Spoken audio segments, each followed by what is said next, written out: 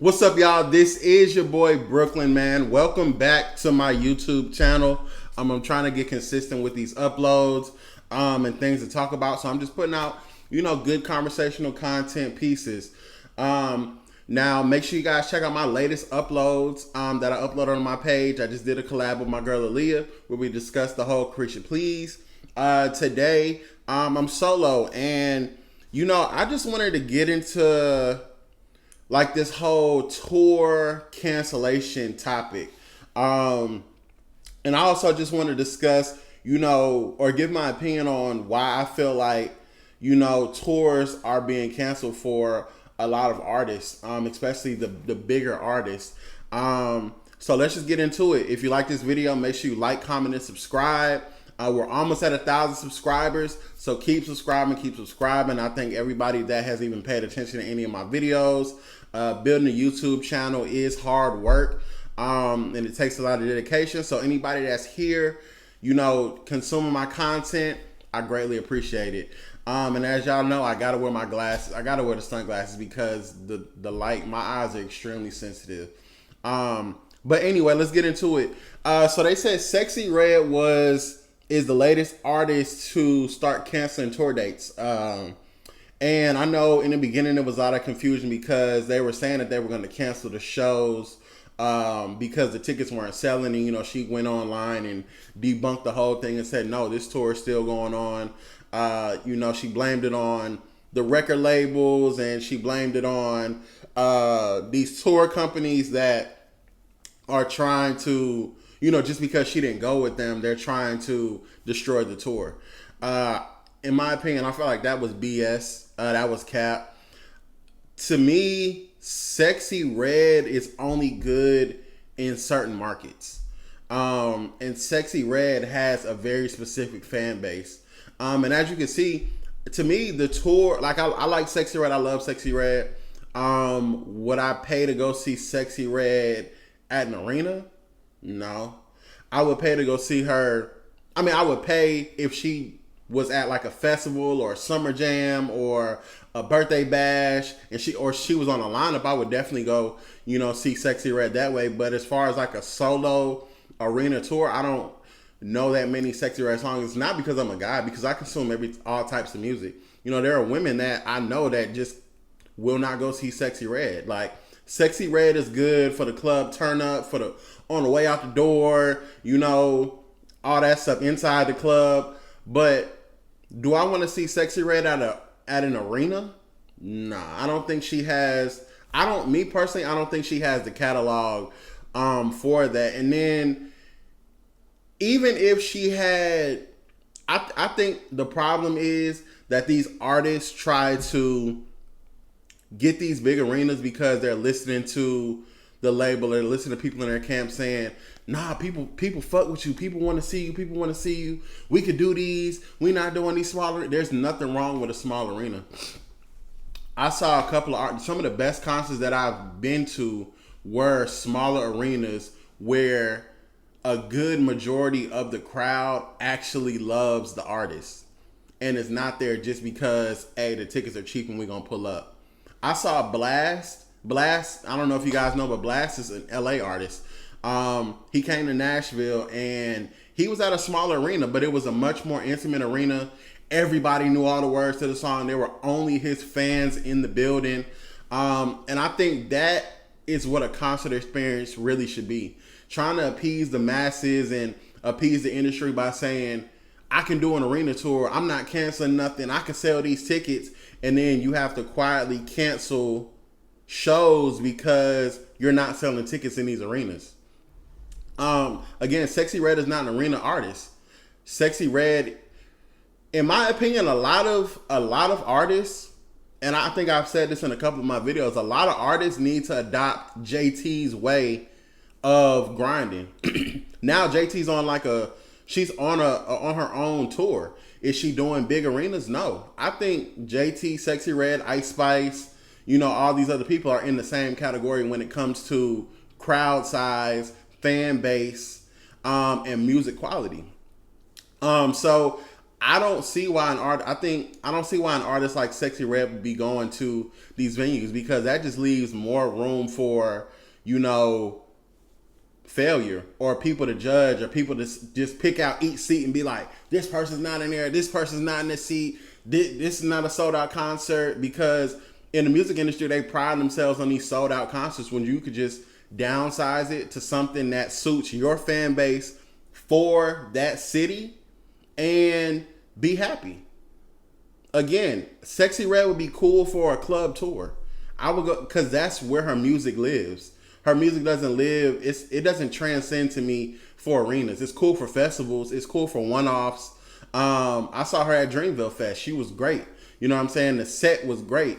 But do I think she has a catalog for music that I want to hear for an hour plus? No, I don't. And that's just that. And, you know, a lot of times artists, since they're not selling tickets, they'll be like, oh, well, let's add this person, let's add this person. You know, Ice Spice is doing decent on her tour. I don't think she's doing any major arenas, though. She's doing theaters and smaller venues, which suits her crowd, you know. But I know Sexyy Red had Huncho on there. She had somebody else. A lot of people she wasn't appeasing a lot of people with the special guest acts that she had on tour with her. And I think with smaller artists like that matters as well. Like, okay, I'm going to see Sexyy Red, but I also want to see somebody else that's going to keep me entertained for 2 hours plus. And I don't think Huncho has the hits to hit an arena. I don't have a problem with Huncho at all. I don't. But I can't go to a Sexyy Red, Huncho, and somebody else special guest tour. So I think she scrapped him, and then she got Kodak Black. Again, I'm a Kodak Black fan. I like Kodak Black. Do I think Kodak Black has been dropping hot shit lately? No. I think Kodak is trying to figure out how to recuperate himself from, you know, his rehab stint, his alleged drug issues, legal issues, X, Y, and Z. Kodak is an artist that just has a lot of shit going on. Do I feel like he fits the aesthetic of a Sexyy Red show? No. I don't see that either. And then a lot of people don't like Kodak. A lot of people do not mess with Kodak, so they won't go see him. Kodak's not a performer. He's not. He makes decent music, but I'm not paying money to go see Kodak, because he's not going to put on a performance. He going to hit him black, hit him black, hit him black, hit.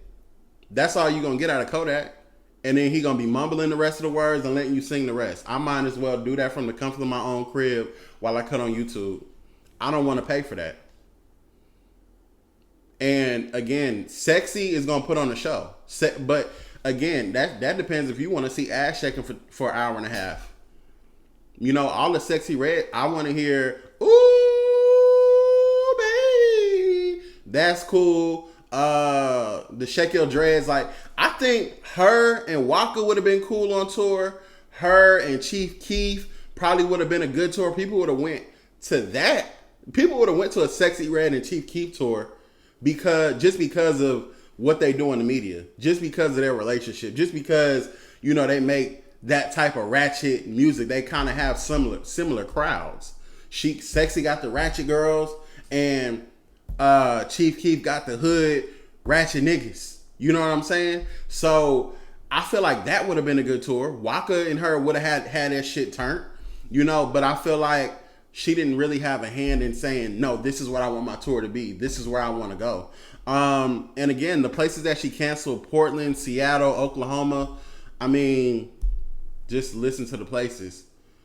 Though you're not selling there, you know? And again, I still feel like artists should look at where they're going, and they should determine, because, you know, maybe she was trying to break grounds there, you know, but that's not good for an arena tour.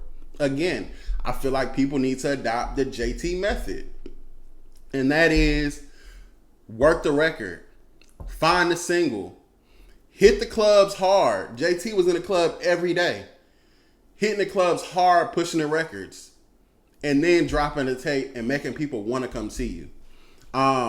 So that's just my thoughts on it.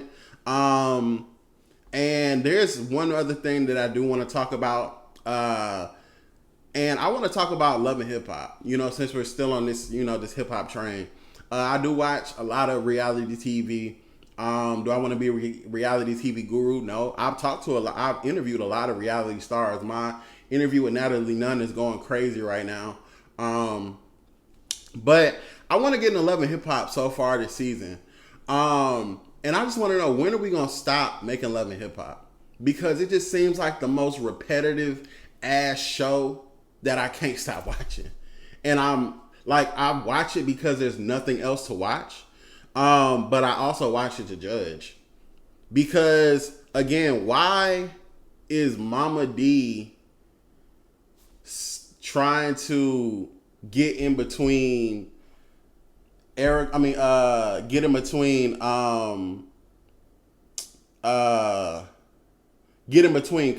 Rasheeda's mess? Kirk and Rasheeda's mess was how many seasons ago? And then they got the baby mama Jasmine on there looking stupid. Kirk just embarrasses Rasheeda every turn that he gets.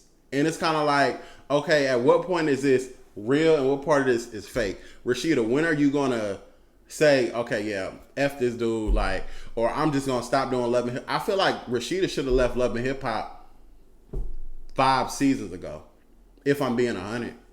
Her storyline's been trash. She really didn't have a storyline for the last couple seasons. And now all of a sudden, you're like, okay, I want to have a storyline, so let's get Jasmine and Kirk back into the mess. So y'all want us to believe that Kirk said, I embarrassed myself on national TV before by sleeping with this girl and having a baby with her. So now I'm going to bring up this whole storyline to say that this girl is answering the door naked and she's going to tell me that I'm texting her to have sex. Rasheeda, we know you're not going to leave Kirk. We know you're not going to leave Kirk. Are you comfortable? You know what I'm saying? But just get it off TV so we can stop looking at that dumb shit. I'm sick of the storyline. And then I also want to touch on Kendra and Joc. Now in the last episode, they were arguing about freezing her eggs, right?